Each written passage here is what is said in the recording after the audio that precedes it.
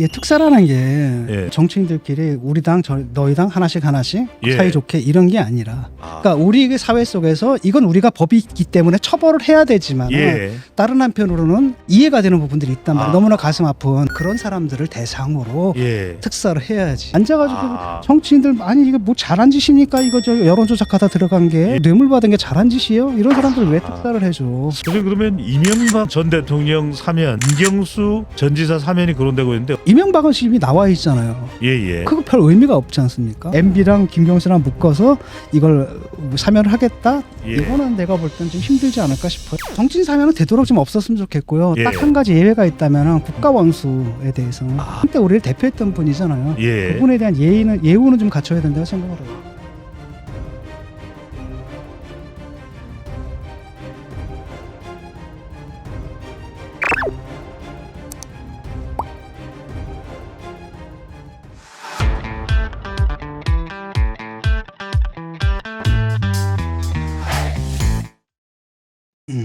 빠르면 12월 28일에 이제 결정돼서 그날 이제 바로 이 연말 특사입니다. 교수님, 일단은 대통령의 이 사면, 일단 뭐 광복절 특사다 또는 성탄 특사다, 이런 특사들이 정치인들을 대상으로 해서 계속해서 그래도 꾸준히 나오는 거, 이거는 어떻게 받아들일까요? 당연히 정치 쪽에서는 있는 일이다, 자연스러운 일이다, 이렇게 봐야 될까요? 뭔가 법과 원칙이 좀 제대로 있어야 될까요?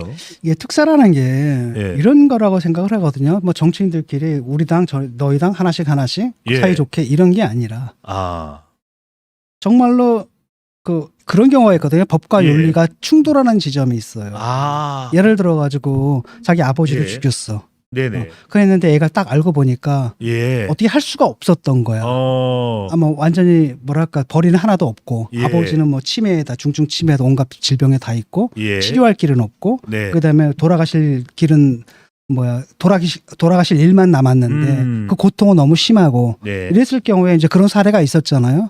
그런 경우에 이제 그 아버지가 자기를 죽여달라 그러고 예. 죽였고 그럼 어차피 근데 법으로는 거 처벌해야 되거든요. 예. 그렇죠? 존속살인이니까. 근데 다른 한편으로 보게 되면은 이해가 되는 부분들이 있잖아요. 그러니까 우리 그 사회 속에서 이건 우리가 법이 있기 때문에 처벌을 해야 되지만 예. 다른 한편으로는 이해가 되는 부분들이 있단 말이에요. 너무나 가슴 아픈. 왜냐하면 내가 그 처지라도 다른 가능성이 없었을 것 같은 예. 이런 상황에 처한 사람들이 있을 거야. 찾아보면은 예. 그런 사람들을 향해서 그런 사람들을 대상으로 예. 특사를 해야지. 그런 정치인 사면이 아니네. 그쵸. 그럼 앉아가지고 정치인들 아니 이거 뭐 잘한 짓입니까? 이거 저 여론조작하다 들어간 게. 예. 그다음에 그 뇌물 받은 게 잘한 짓이에요? 이런 사람들을 왜 특사를 해줘?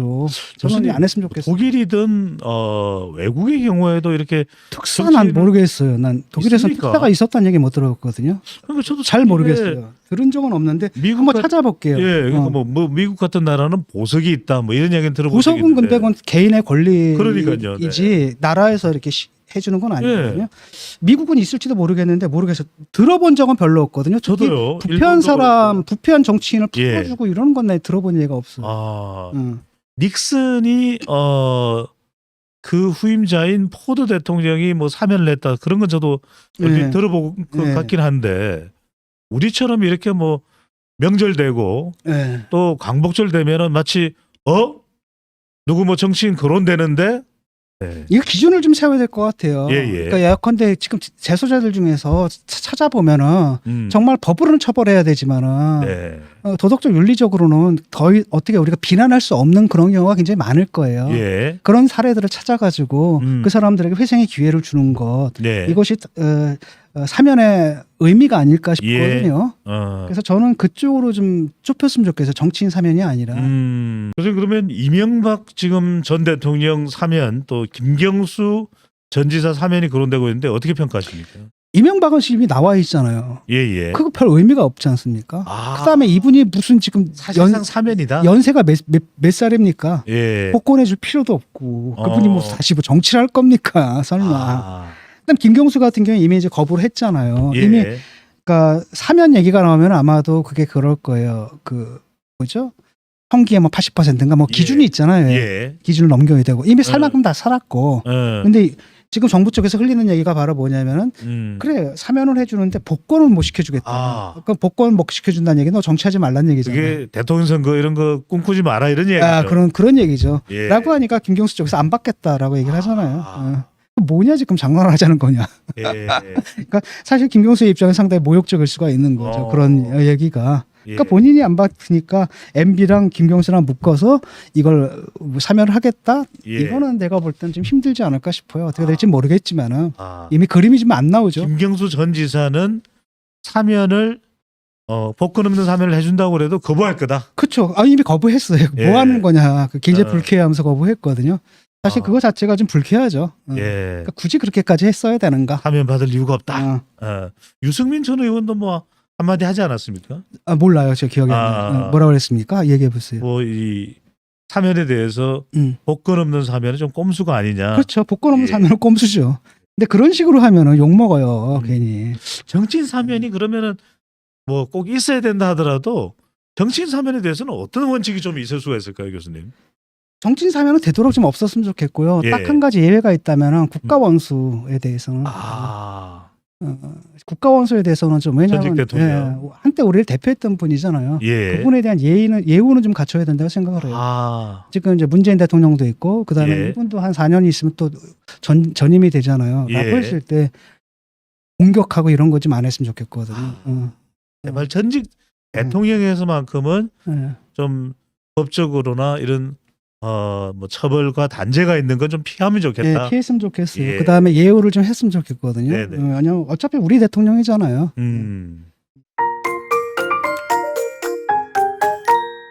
조금 예산안에 대해서 더 짚고 넘어가 보겠습니다. 먼저 충분히 좀 12월 2일 전에 협의하고 이랬더라면 통과할 수는 없었던 것인가. 그러니까 더불어민주당과 이 국민의힘에서 가장 문제가 되고 있는 거는 어떤 근데 지금 뭐냐면은 그 양 밑에서 물 밑에 접촉이 좀 없어진 걸로 알고 있거든요. 옛날에는 그냥 끝나고 나서 술도 먹고 밥도 먹고 같이 얘기하고 찾아도 가고 이랬는데 지금 이게 진영화가 됐잖아요. 진영화가 돼서 이렇게 물 밑에서 만나는 흐름이 얘기가 없거든요. 너무 대결 구도가 되고. 그러니까 대결 구도가 돼버리는 거예요. 예. 그러니까 저쪽을 눌러야 된다, 질 수 없다, 뭐 이렇게 예. 싸우다 보니까 타협안이 잘 안 나오는 상황이거든요. 그러니까 옛날 같은 경우에는 좀 정치가 좀 살아 있었어요. 예. 그게 이제 우리는 또 그걸 밀실이니 야합이니 요구를 했지만 사실 어느 정도 그런 부분이 필요하거든요. 예. 그다음에 각 그 정당 내에 또 그거 일을 잘하는 사람들이 있었어요. 예. 근데 그런 과정이 지금은 싹 없어졌어요. 아. 진영과 진영 대립이 되다 보니까 이런 문제가 나올 때 계속 부딪히게 되는 거고. 예. 근데 저는 뭐 이 문제는 뭐 어차피 통과가 되지 않을까 싶어요. 예. 그래서 정권이 바뀌었으면은 예. 그냥 저 사람들이 하고 싶어 하는 거 있잖아요. 그게 마음에 안 든다 하더라도 좀 인정해주고. 예. 그다음에 그 대가로 니들이 정권 바뀌었지만 이런 건 우리가 했었지만 우리가 도입했지만 좀 좋은 거 아니냐. 그러니까 이건 좀 너희들도 좀 인정해주고 이렇게 가면 되잖아요. 따지고 보면은 문재인 정부가 들어서고 난 2017년부터 2022년 올해 그 지난해 이제 올해 예산이니까 한 번도 법정 기한을 원래 옛날부터 그랬다가 법이 바뀐 다음에 네. 그 자동 아마 자동으로 네네. 이렇게 그 상정되는 예. 그런 것 때문에 좀 지켜지다가 또 다시 안 지켜지는 거겠죠. 무슨 그 이야기는 그래도 보수 정당이 문재인 정부의 예산안에 대해서는 그래도 통과될 수 있도록 좀 협력을 했다 이렇게 볼 수 있는 거 아닙니까? 뭐 그렇게 볼 수도 있죠. 예. 근데 이번에도 그렇게 갈 겁니다. 그때도 쉽지는 않았던 걸로 생각을 해요. 예. 지금 우리가 잊어버려서 그렇지.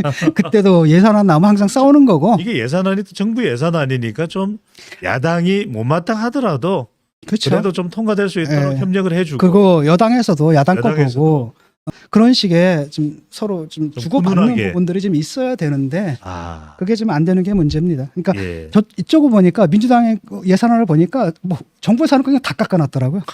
자기들 건 다 살려놓고. 아니 그런데 이 만에 하나 교수님께 여쭤보면은 합의가 안 되면은 야당에서 단독으로 통과시키면 올리지는 못해도 지금 삭감된 게 그대로 예. 통과될 가능성도 있습니다, 교수님. 이건 어떻게 보십니까? 글쎄요. 근데 그럴 가능성은 별로 난 크게 보지는 않아요. 아, 그 어느 정도 특히 예산안 같은 경우는 항상 막판에다 예. 타협이 이루어지거든요. 예. 왜냐하면 또 지역구 예산이라는 거 있잖아요. 그래서 이거 또 끼워 넣으면서 이거 있고 이거 있고 이거 있고 왜냐면 예. 다들 지역구로 관리해야 되기 때문에 그거 가지고 또 거래가 이루어지거든요. 예. 우리 지역 사업 이거 하나 주면 네 지역 사업 내가 해줄게 뭐 이런 식으로. 예. 그래서 저는 이거는 그렇게 어렵지 않게 되지 않을까. 그러니까 좀 한 발씩 물러났으면 좋겠습니다. 예. 내가 절대적으로 옳다는 생각에서 벗어나서 예. 내가 볼 때 진짜 아무짝에도 쓸데없는데 뭐 굳이 하겠다면 그 조금 뭐 인정해주고 예. 그 다음에 저쪽도 마찬가지잖아요. 아, 그래서 이게 상호 존중 아니겠어요? 상호 존중이죠. 그리고 원래 그렇게 하라고 만든 게 의회예요. 예.